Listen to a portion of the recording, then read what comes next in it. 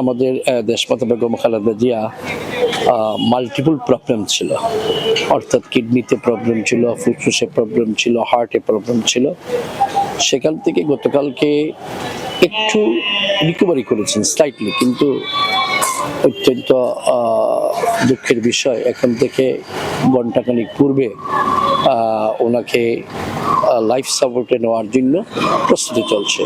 এর অর্থ হচ্ছে যে ওনার যে ভাইটাল অর্গানগুলো সেগুলো হয়তো কাজ করতেছে না maybe, and due to this ওনাকে লাইফ সাপোর্টে দেওয়া হচ্ছে। এটা আমরা আল্লাহর কাছে দোয়া করি যে মহান আল্লাহ পাক দেশ ও জাতির এই ক্রান্তি লগ্নে আমাদের প্রিয় নেত্রী, আমাদের রাজনৈতিক আদর্শের পথ প্রদর্শক বেগম খালেদাকে সুস্থতা দান করুন। এবং আপনি দেখেছেন আজকে আমাদের সাবেক নির্বাচিত মহানগর বিএনপির সভাপতি নাসিম হোসেনের উদ্যোগে এতিমখানা এতিমদের মধ্যে খাদ্য বিতরণ হয়েছে, অতমা ইউনুস হয়েছে। আমরা দুদিন পূর্বে মহানগর বিএনপির উদ্যোগে 4টি মাদ্রাসায় খতমে কোরআন পড়ানো হয়েছে এবং আমি নিজে প্রত্যেকটি জায়গায় দুয়াতে শরীক হয়েছি।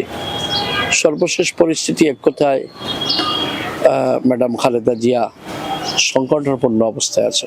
পুরো বাংলাদেশের প্রতিটি মানুষ, প্রতিটি মাদ্রাসায়, প্রতিটি মক্তবে রোগ মুক্তির জন্য সকলেই প্রার্থনা করছেন।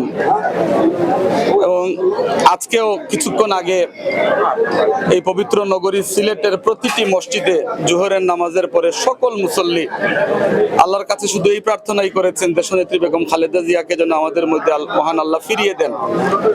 আজকে আমরা সিলেট মহানগর বিএনপির পক্ষ থেকে আজকের এই মক্তবগলি এতিমখানায় এতিম শিশুদেরকে আমরা আলামিন মাদ্রাসাতে আমরা আজকে বিশেষ দোয়ার আয়োজন করেছি এবং খতমে কোরআন, খতমে ইউনুস হয়েছে এবং দোয়া মাহফিল হয়েছে এবং এতিমদের সাথে মধ্যাহ্ন ব্যবস্থা নেওয়া হয়েছে। তো আমরা আজকে এতিমরাও মহান আল্লাহর কাছে দোয়া করেছে যে মহান আল্লাহ যেন দেশনেত্রী বেগম খালেদা জিয়াকে, যিনি গণতন্ত্রের জন্য, বাংলাদেশের স্বাধীনতার জন্য, বাংলাদেশের মানুষের জন্য উনি ওনার জীবন বিসর্জন দিয়েছেন, আমরা শুধু মহান আল্লাহর কাছে এই প্রার্থনাটুকু করব যে আল্লাহ যেন আমাদের দেশনেত্রী বেগম খালেদা জিয়াকে ওনার কুদরতি দ্বারা আমাদের মধ্যে সুস্থ করে ফিরিয়ে দেন। এটি বাংলাদেশ সহ সারা বিশ্বের মানুষের এই একই প্রার্থনা। প্রত্যেকটি মুসলমান, প্রত্যেকটি মানুষ, প্রত্যেকটি ধর্মের মানুষ স্ব অবস্থান থেকে এই প্রার্থনাটুকুই করছে।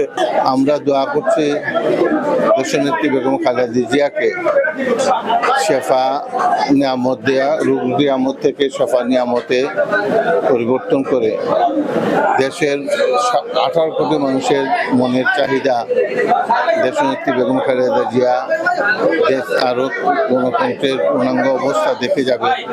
যে গণতন্ত্রের জন্য তিনি যুদ্ধ করেছেন, যে গণতন্ত্রের জন্য তিনি নিজের আজীবন উৎসর্গ করেছেন, নিজের সকল সুবিধা অসুবিধায় তিনি সন্তানদের দিকেও তাকান নাই, পরিবারের দিকেও তাকান নাই, দেশের মানুষের জন্য কখনো দেশ ত্যাগ করেন নাই।